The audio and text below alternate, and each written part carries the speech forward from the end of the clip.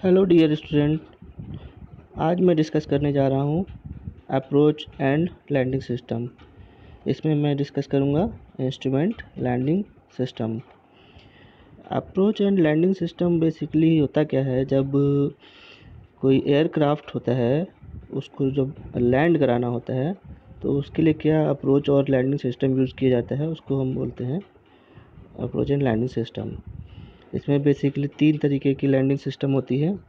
पहला है instrument landing system, microwave landing system and ground control approach. सबसे पहले हम देखेंगे कि लैंडिंग होती क्या है। एक जो फाइनल फेज़ होता है एयरक्राफ्ट का, उड़ना और फिर रास्ते में उड़ते रहना, फिर लास्ट में जो फाइनल फेज़ होता है उसको बोलते हैं लैंडिंग। एक गुड क्वालिटी लैंडिंग सिस्टम क्या होता है, जब वो एक good as well as bad visibility में भी सेफली लैंड कर सकता है। तो अब देखते हैं इंस्ट्रूमेंट लैंडिंग सिस्टम क्या होता है। Instrument landing system provides blind landing of an aircraft under poor visibility condition. मतलब कि ब्लाइंड लैंडिंग आप उसमें ना कोई आप बाहर जो पायलट होता है अंदर से बाहर को देख नहीं सकता है। पुअर विजिबिलिटी होगी तो भी एयरक्राफ्ट को सक्सेसफुली लैंड करा सकता है। ये होता है इंस्ट्रूमेंट लैंडिंग सिस्टम में। इसमें जो एयरक्राफ्ट को गाइड किया जाता है एलिवेशन और एजीमुथ डायरेक्शन दोनों साइड में, अपवर्ड एंड एलिवेशन और एजीमुथ डायरेक्शन में। ये हमारा एयरक्राफ्ट का जो एल्टीट्यूड होता है वो भी बताता है।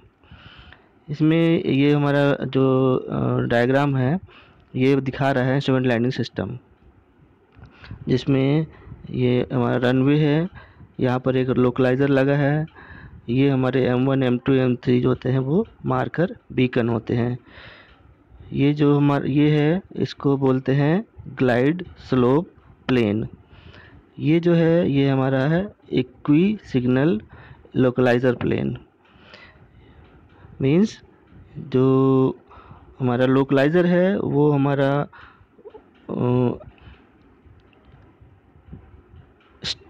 एक वर्टिकल प्लेन होता है अपवर्ड साइड में, और ग्लाइड स्लोप होता है ये हमारा हॉरिजॉन्टल प्लेन होता है अपवर्ड साइड में।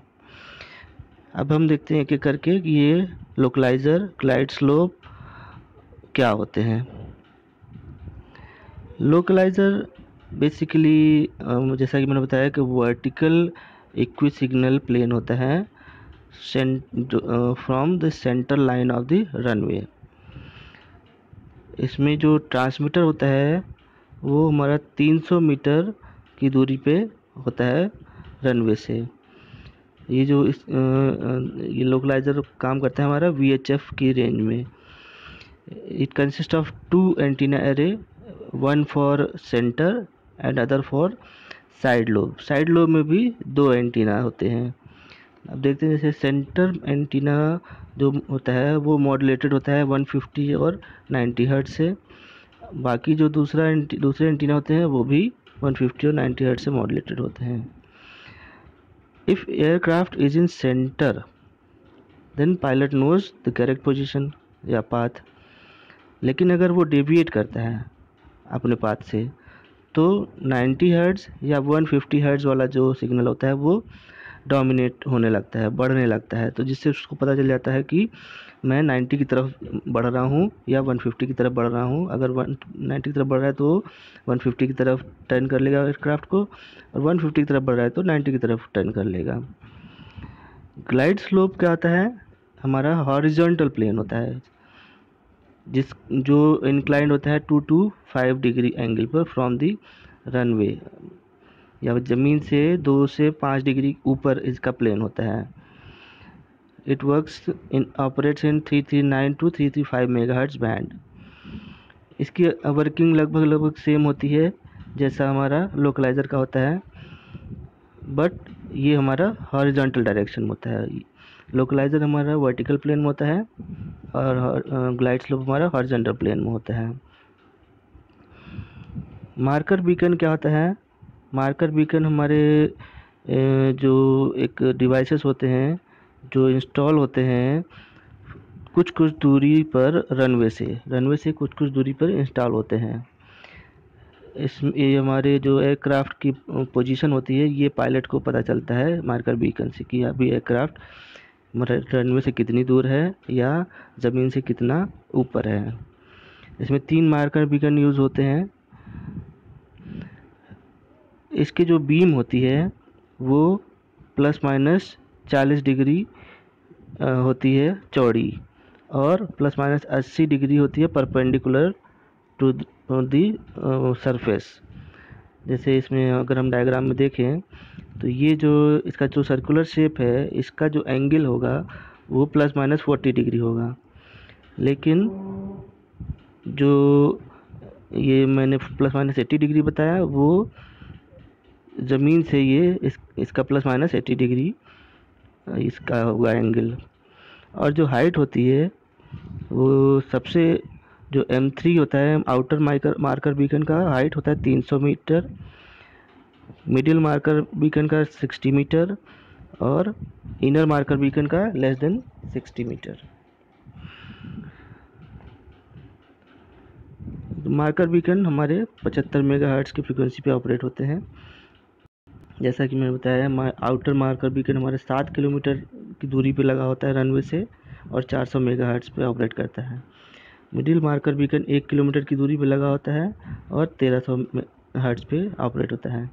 इनर मार्कर बीकन 300 मीटर पे लगा होता है और 3000 हर्ट्ज़ पे ऑपरेट होता है। ये जब एयरक्राफ्ट हमारा सपोज एयरक्राफ्ट हमारा यहाँ पे है, तो जब यहाँ से वो पहले मार्कर बीकन के पास आएगा तो इसको एक साउंड की आवाज़ सुनाई देगी और विजिबल लाइट सिग्नल भी दिखाई देगा। फिर जब एयरक्राफ्ट यहाँ पर आएगा तो फिर उससे एक आवाज़ आएगी और लाइट जलती हुई दिखेगी उसको अपने कॉकपिट के अंदर। इसी तरह से इनर मार्कर बीकन में भी ऐसे ही होता है। ILS का एडवांटेज क्या है कि इसकी लैंडिंग स्मूथ होती है, अंडरस्टेबल बाय पायलट आसानी से समझ सकता है, इंडिकेट्स एनी डेविएशन, कोई भी डेविएशन होता है तो उसको पता चल जाता है। डिसएडवांटेज ये है कि ये केवल सिंगल पाथ देता है और साइड सेंसिटिव होता है और डिस्टॉर्शन और इसमें बेंडिंग भी हो सकती है। तो ये था कुछ मार्कर इंस्ट्रूमेंट लैंडिंग सिस्टम में। इसमें बेसिकली ये जो हॉरिजॉन्टल प्लेन है और ये जो वर्टिकल प्लेन है, इसका जो इंटरसेक्शन होता है वो होता है हमारा जो एयरक्राफ्ट होता है उसका पाथ होता है, जहाँ पर ये आके फिर रनवे पे लैंड करते हैं। इसमें अगर आपको कोई डाउट होगा तो आप मुझसे कमेंट सेक्शन में पूछ सकते हैं। Thank you.